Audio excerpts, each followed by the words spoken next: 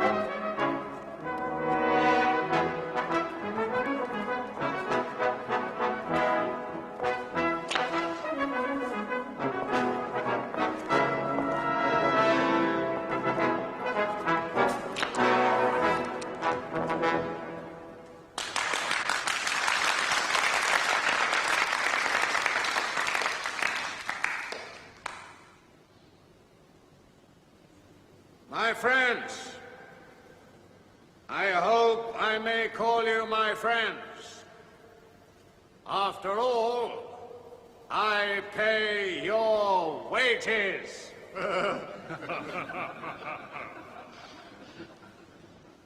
In 1935, we sold more pies than at any time in our history.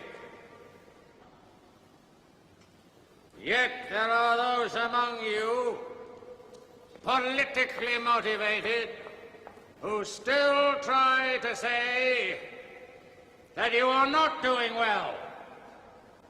Don't listen to them. And now, let us move on to happier things.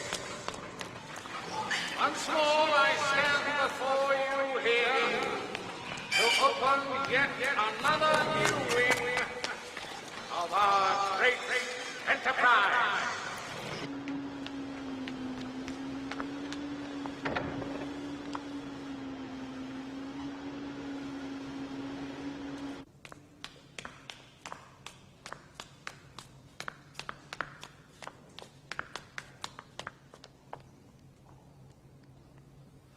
Joanna.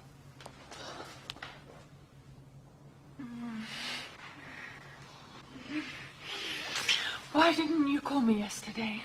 You mustn't come here. I've got to see you. It's no good, Joanna. Oh, it isn't. What do you mean? I've been given 2 weeks' notice. By my father. Well, not directly, but yes. Why? Because he's found out about us, of course. I've got to go. Oh, God. I like to think there has been a partnership between the Farley family and we humble mortals in the municipality.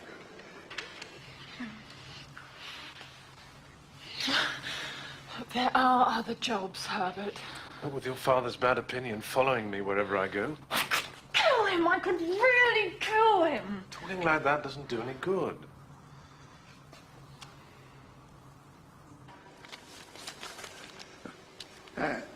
And now it gives me great pleasure to declare this new wing well and truly open.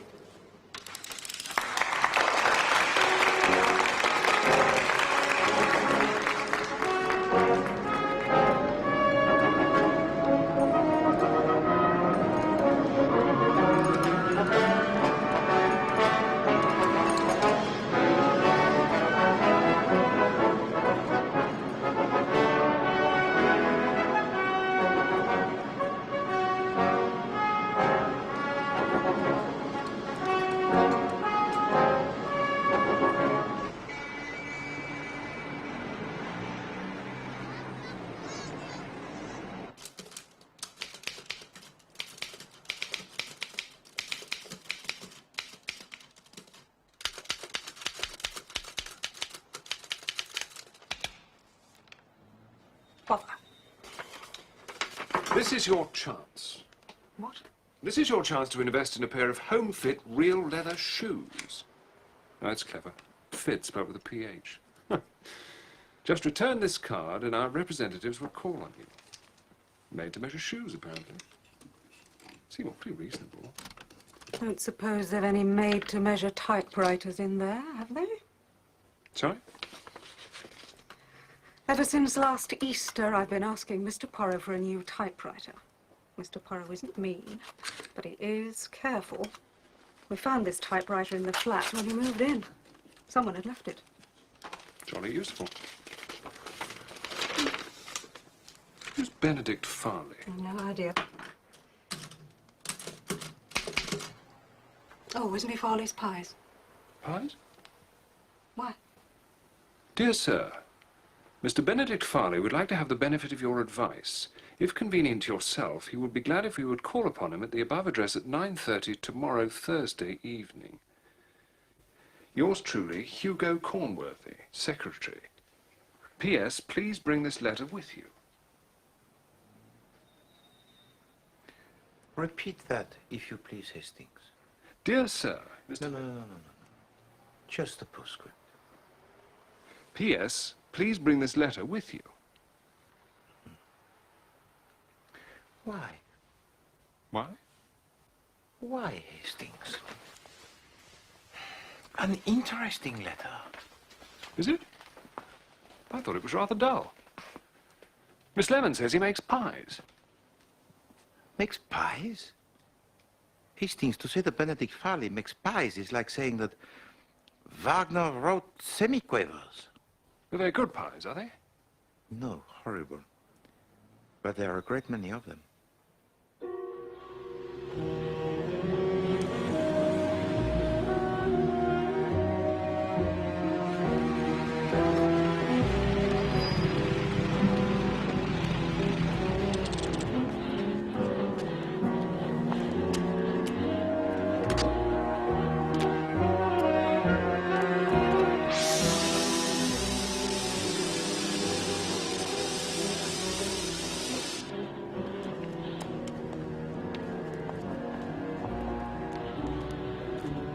The funds at Origo of Benedict Farley's wealth, I surmise, huh?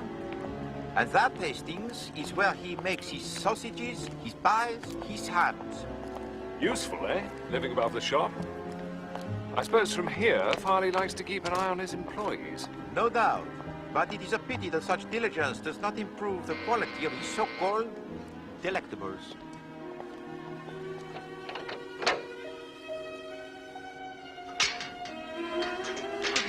Good evening, sir. Monsieur Poirot and Captain Hastings. To see Mr. Farley. I'm sorry, sir. I was instructed to admit only one. Oh, come now. I was instructed most positively, sir. I'm sorry. You know this is most inconvenient. You'll excuse me, sir. I was told to ask for a letter. Pardon? Oh, yes.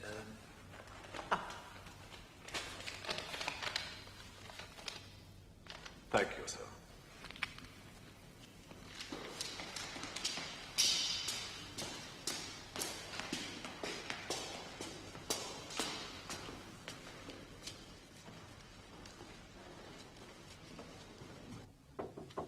Yeah.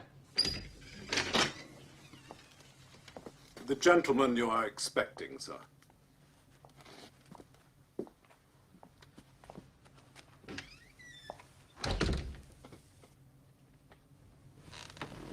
Oh.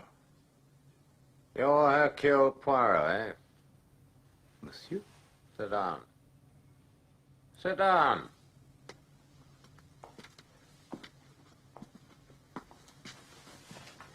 Merci, monsieur.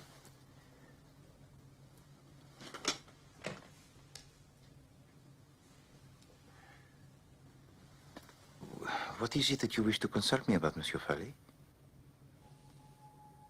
I have the same dream, night after night.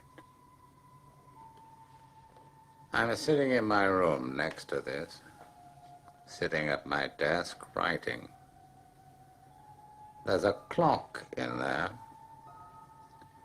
I look up at it. I see the time. It is exactly 28 minutes past 12. Always the same time. You understand? When I see the time, Poirot, I know I've got to do it. At 28 minutes past 12, I open the second drawer down. On the right of my desk, I take out a revolver. I load it. Then I go over to the window. And then? I shoot myself.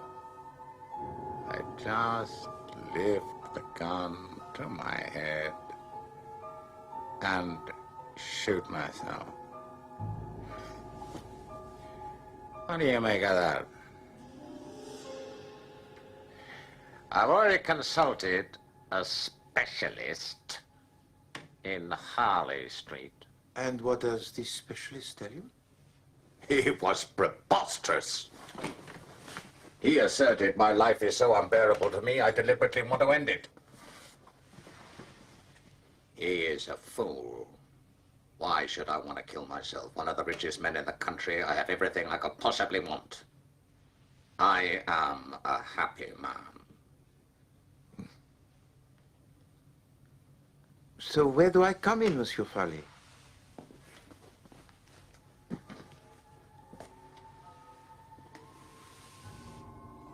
Supposing someone wants to kill me, could they do it this way?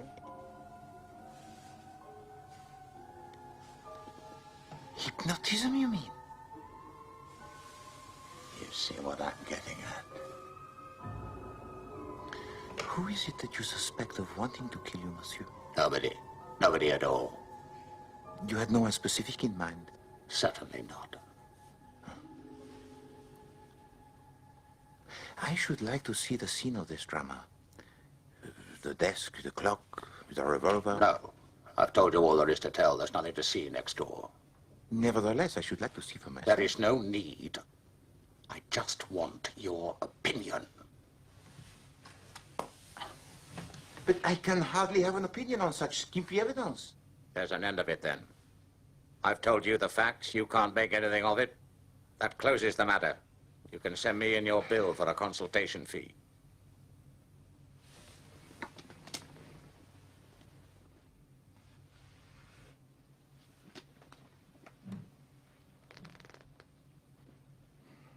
I shall not fail to do so. Wait. That letter. I want it. The letter from your secretary? Yes.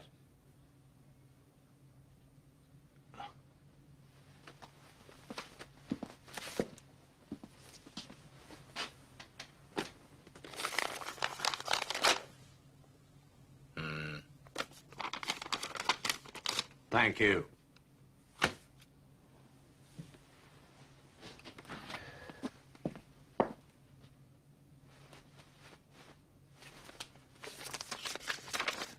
Oh, 1,000 pardons, monsieur. What? I have committed a folly, huh? The letter I handed you just now, it was a letter from my landlord. This is your letter. Why the devil can't you watch what you're doing? Au revoir, monsieur.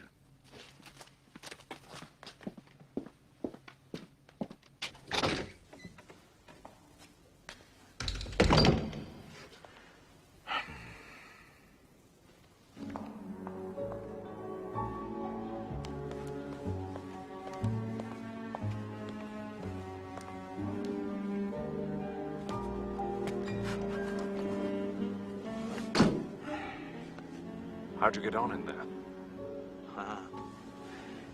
Not well, I'm afraid. There is something wrong in that house, Hastings. Badly wrong. And I haven't the faintest idea what it is.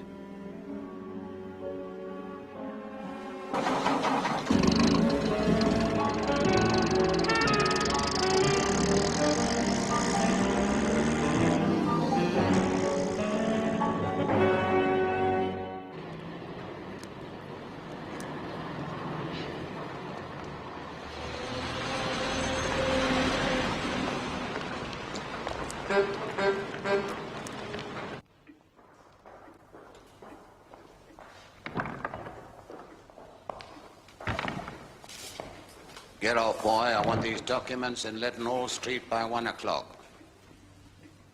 Well, go on, then. Run!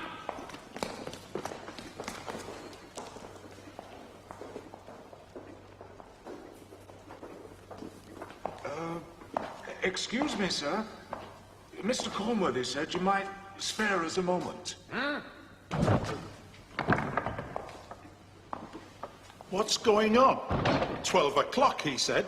All right. He's a very busy man. Now, let's just sit down. And relax.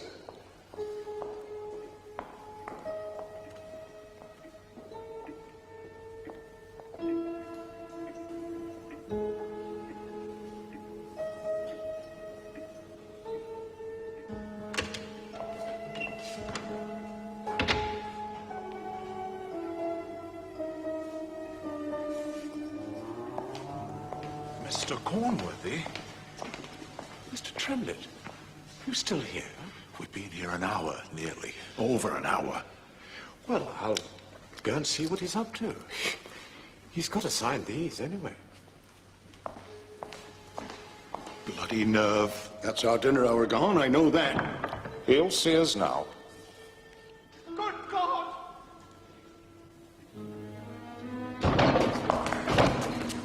For God's sake, someone... send for the police! I can't go on like this, Mr. Poirot. That machine is more than flesh and blood can stand. But you have never complained before. I've done nothing but complain for the last 6 months. No. It has been mentioned, Poirot. Kindly do not band together against Poirot. I wasn't. No, do I not do my best to keep us all happy? I don't want to be happy. I just want to live. Poirot. Ah, Inspector Japp, my old friend. I'm at Northway House, Poirot, Benedict Farley's place. I'd like you to come over here if you'd be so kind. Mr. Farley has shot himself.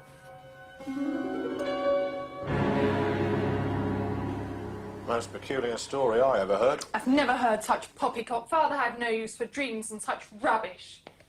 Nevertheless, that is what he told me. Yes, he mentioned it to me.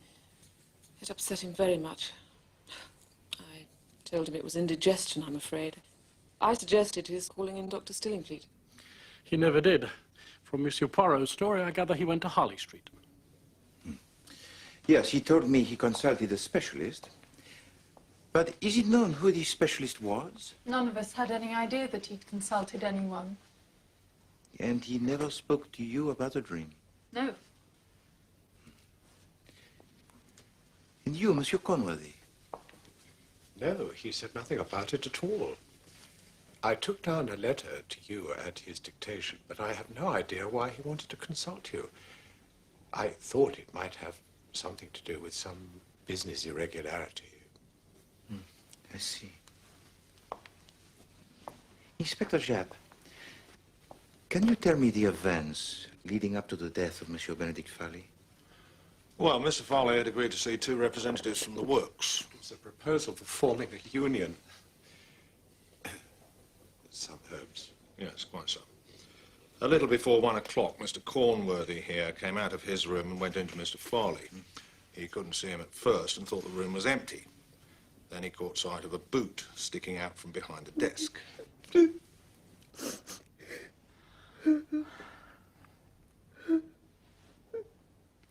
And what happened then? I ran out of the room and I told the butler to call Dr. Stillingfleet, and he did.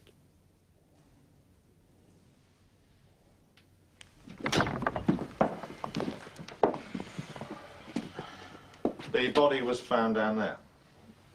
Thank you.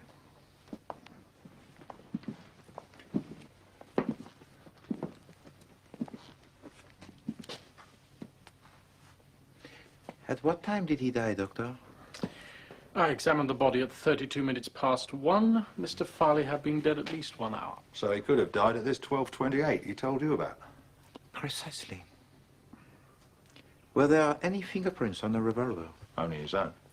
And please tell me about the revolver itself. Well, it was the one he kept in the drawer of his desk. Again, just as he told you. Mrs. Farley has identified it positively. I see. What's more, that's the only entrance to the room. Well, apart from the windows, I suppose.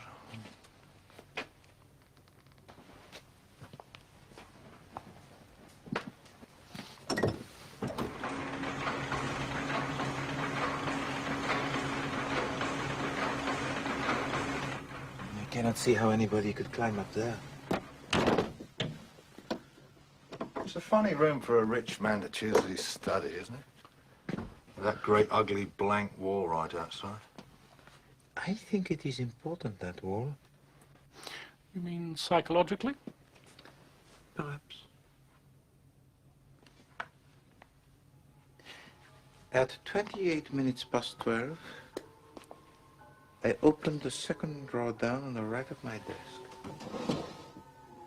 I take out a revolver, load it. I go over to the window, and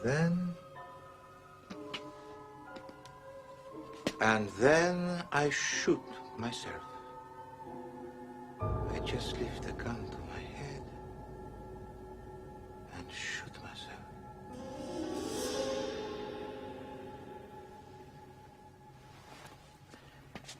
I should not have thought that there is any reason for you to doubt the accuracy of the dream's prediction, Inspector. In fact, there is every reason to suggest that Benedict Farley committed suicide. Well, there would have been no doubt about it at all. But for one point. And what was that? A letter written to you. Ah, I see. So where Hercule Poirot is concerned, there arises immediately the suspicion of murder? Precisely.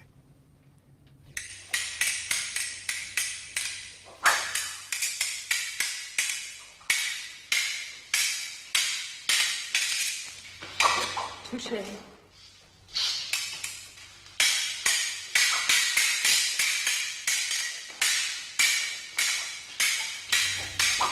Touché.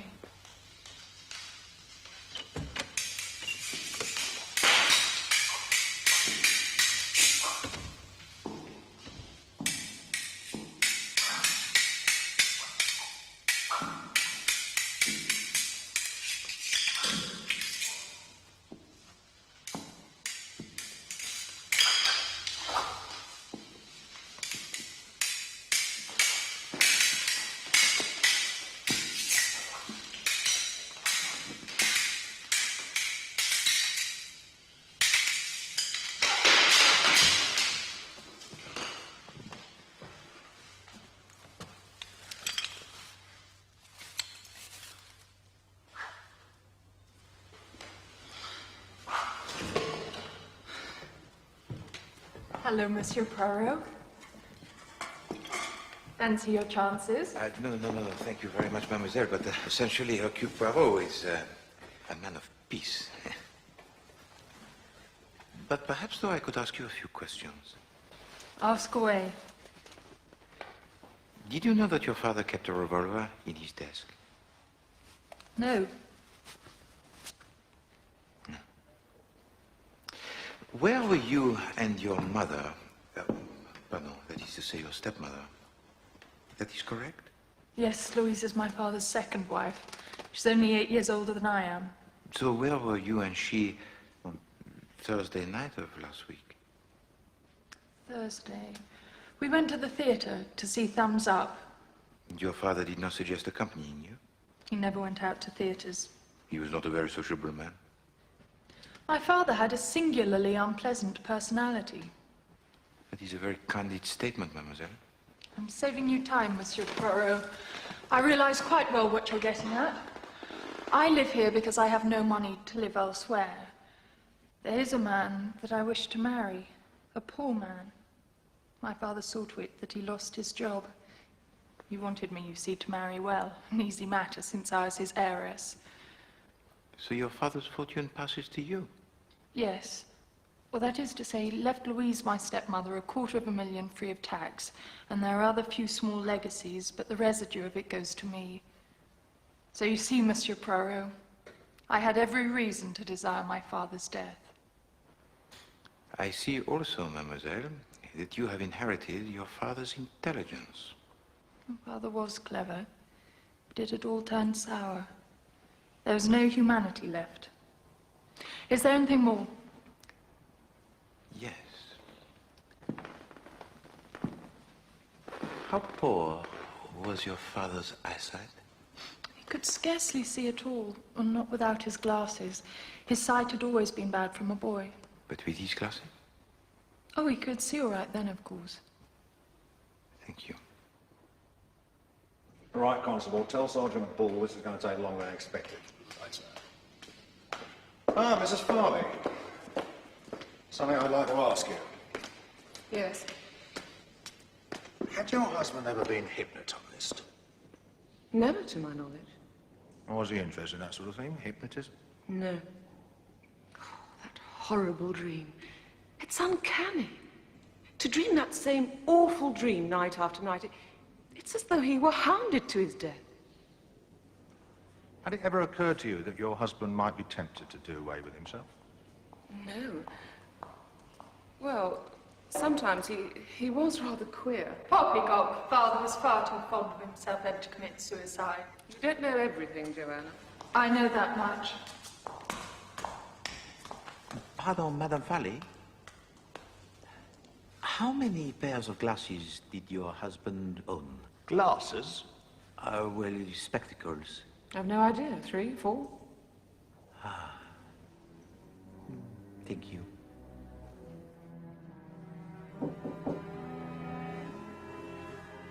Come in.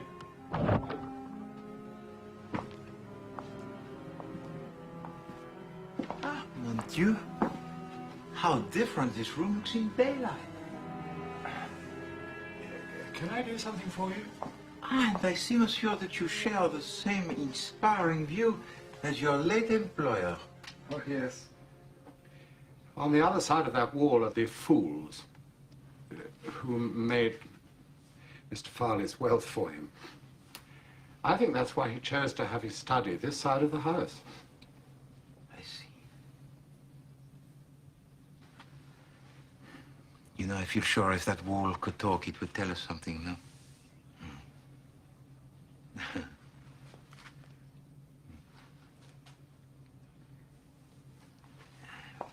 Monsieur Conworthy, when I arrived last Thursday evening, I was not shown into Monsieur Farley's own room. No. I was told to tell Holmes to show you in here. Why was that, do you think? I never questioned any of Mr. Farley's orders.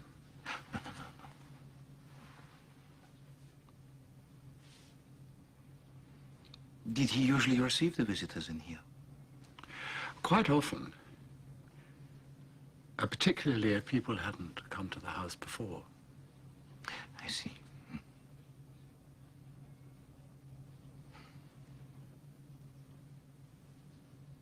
Thank you, Monsieur Conworthy.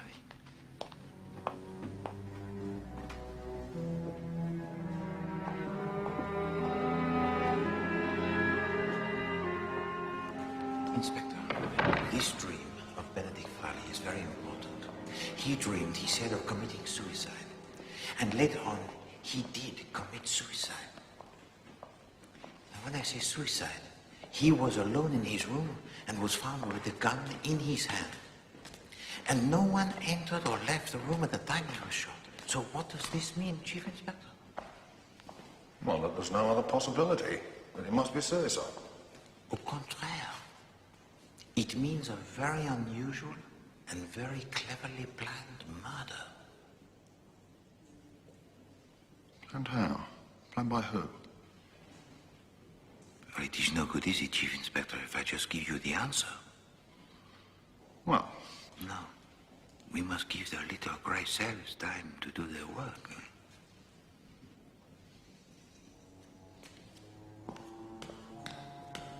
And give Poirot time to work out who did it and how.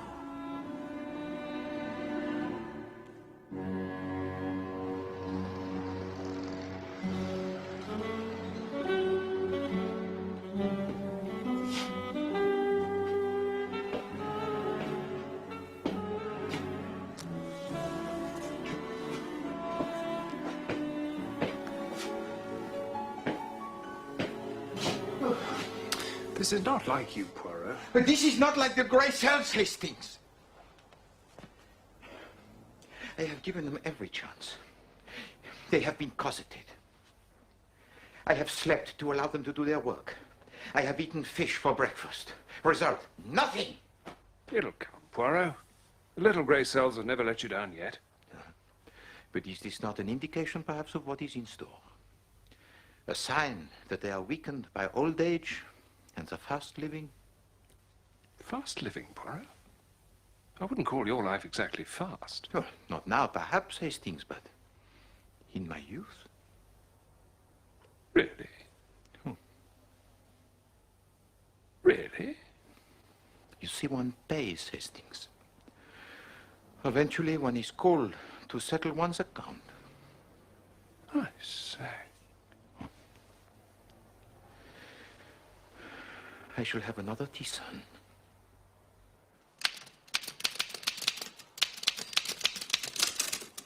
Mother!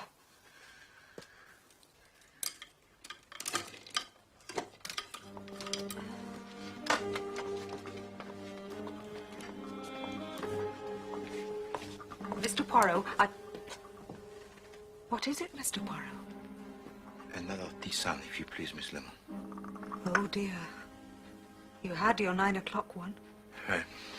Serious measures are called for, Miss Lemon.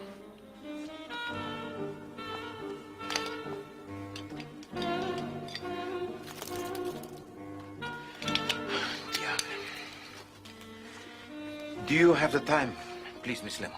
Of course, Mr. Poirot.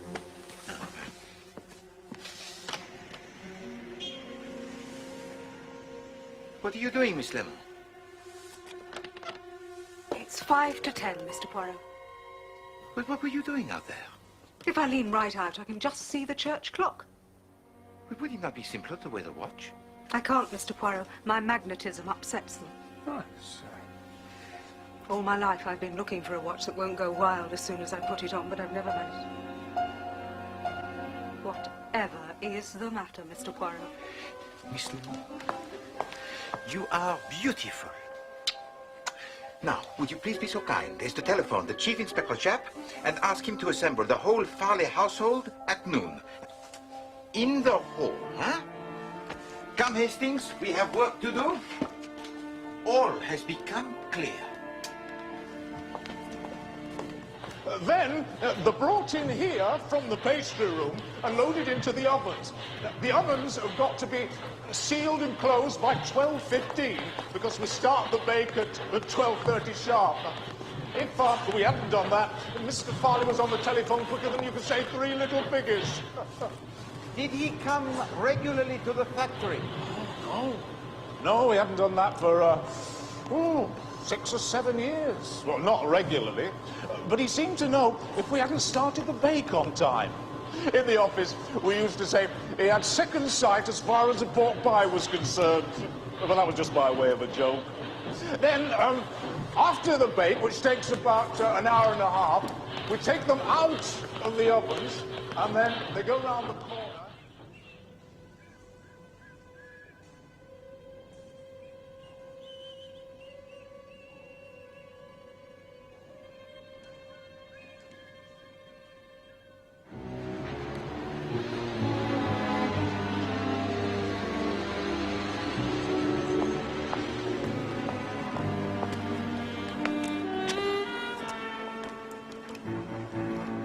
Now remember what I told you.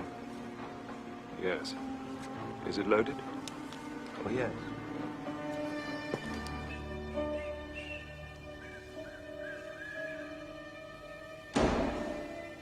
Here it comes.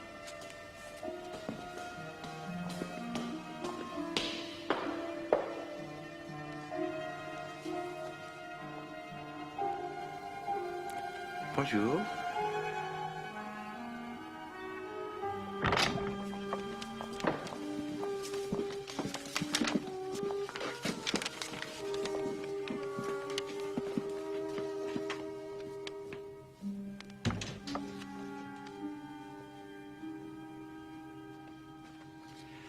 I wonder, what is the most extraordinary thing about this case? Well, the dream, I'd say. If we hadn't got your word for it, Poirot... Exactement. The telling of the dream was vital. But, mes amis, there is more to it than that. Where did this telling of the dream take place? Monsieur Benedict Farley received me here in his secretary's room and refused point blank to let me see into his own room just a few feet away. Why did he do that, huh? Because there was something in that room he could not afford to have me see. What? We will come to that.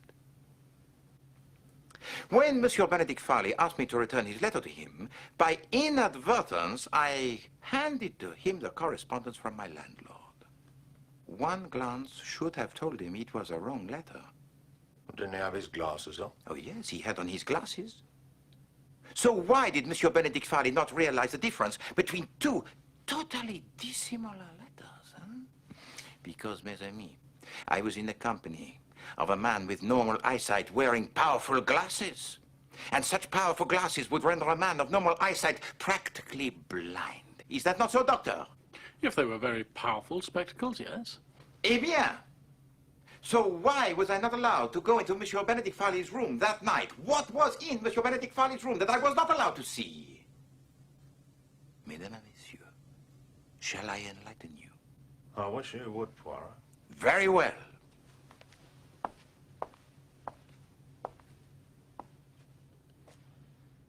Poirot shall enlighten you. What was in Monsieur Benedict Farley's own room that Monsieur Benedict Farley did not allow me to see was Monsieur Benedict Farley. Good God.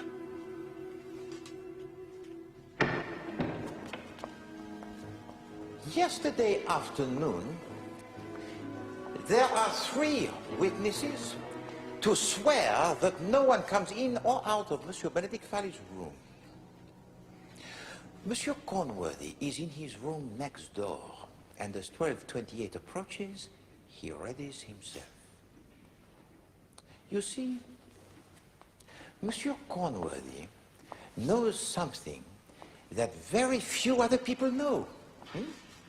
He knows that Monsieur Benedict Farley, every day, after all these years, still interested in the day-to-day running of his factory, checks up on his employees.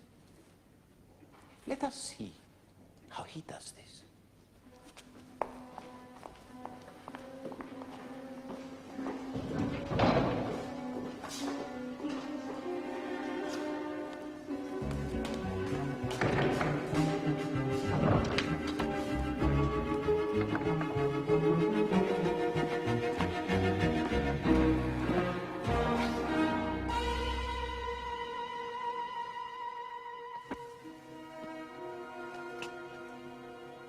Can this king of pies observe his workers without ever leaving this house, huh? Simple. You see, the uninviting delicacy is first steamed for 1 hour before it is baked. And the release valves on the vast ovens, which are situated beyond that wall, are briefly tested as soon as the ovens are loaded.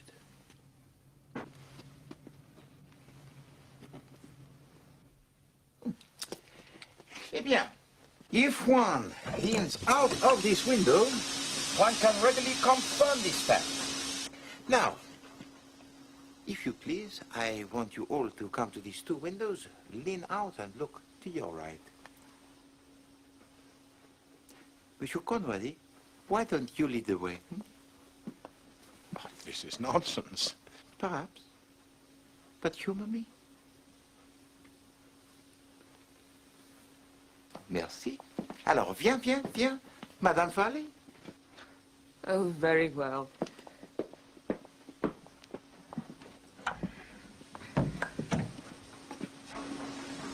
Now, one can readily see that spurt of steam issuing from the chimney or pipe at the eastern end of the building. Voila. All the same, I don't see where that gets us. Monsieur Farley comes to the window. Yes? He leans out to make sure that the bake is starting on time. All right.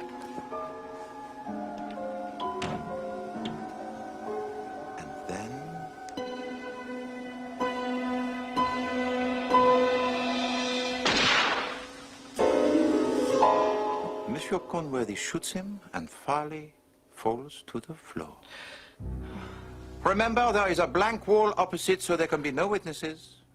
Lies. Ridiculous lies. All has the appearance of being above the board, yes? Monsieur Tremlett and the other men see Monsieur Conworthy go into Monsieur Farley's room, but rush out again with the announcement of Monsieur Farley's suicide. What they do not, of course, see is Monsieur Conworthy press the gun into Monsieur Farley's hand. Slanderous rubbish. It was Monsieur Conworthy who wrote to me the letter. Monsieur Conworthy who gave instructions to the butler. It was he who went up to his bedroom, applied the makeup, and played the part of Benedict Farley. But there were two people who carried through this fraud. Monsieur Conworthy was one, and the other, Madame Farley. How dare you! In due course, the happy ending would have been achieved. £250,000 and two hearts that beat as one. Hastings, stop him!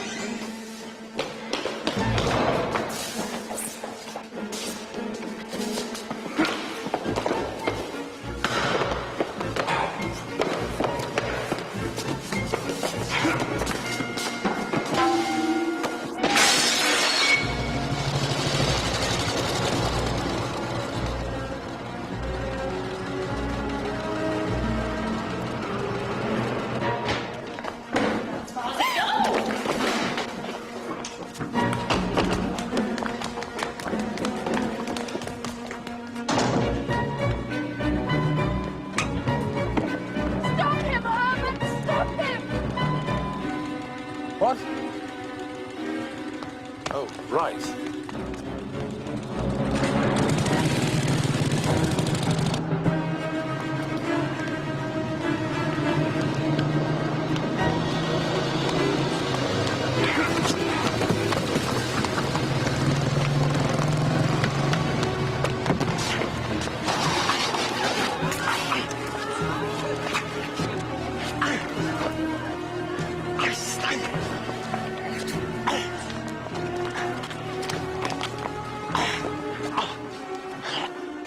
Well done, sir.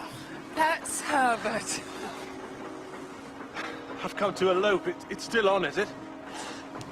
It's not, strictly speaking, necessary anymore. Oh. Well, we could do it anyway, though, if you like. Yes. What shall I do with him?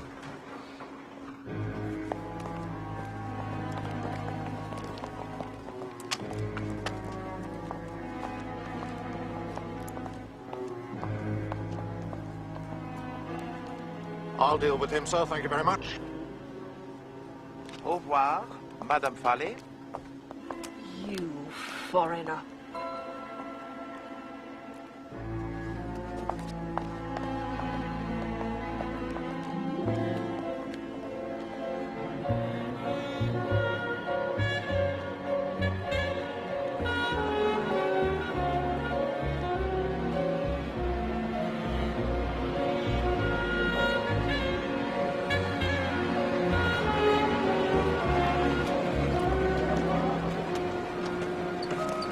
Good afternoon, sir. Good afternoon. Can I assist you in any way, sir? Thank you. Thank you.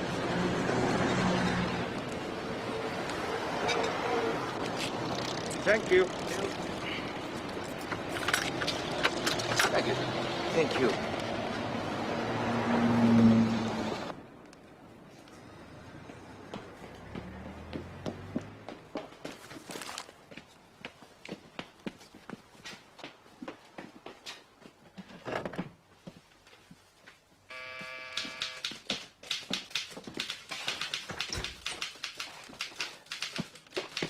I'll give you a breather with that. No.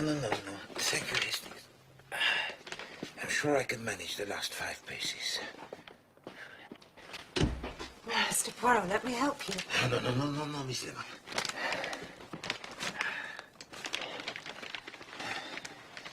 This is for you. Oh, Mr. Poirot, you shouldn't have. No, nonsense, Miss Lemon. Hastings, if you please, the knife. Merci.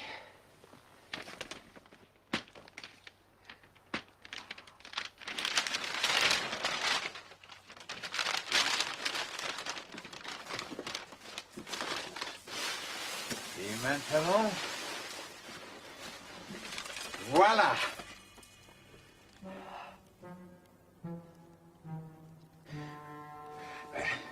What do you think, Miss Lemon?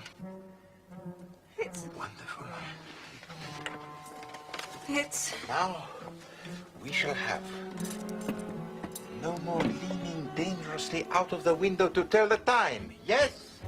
It's just what I wanted.